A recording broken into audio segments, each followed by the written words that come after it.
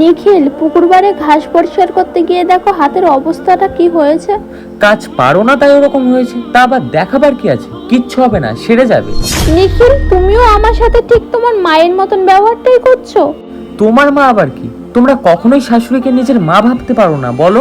আমি বাড়ির সমস্ত কাজ করে বসেছিলাম, হঠাৎ তোমার মা এসে বলল পুকুর পাড়ের ঘাসগুলো পরিষ্কার করতে। আমি বললাম আমি তো ওইসব কিছু পারি না। তোমার মা বলল পারো না আবার কি, সবকিছু পারবে, যাও গিয়ে পরিষ্কার করো।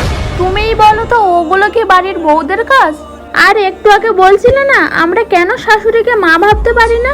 কারণ এটাই, আমার মা কখনোই চায় না তার সংসারে যতটা কষ্ট করতে হয়েছে তাকে, সেটা তার মেয়ে করুক।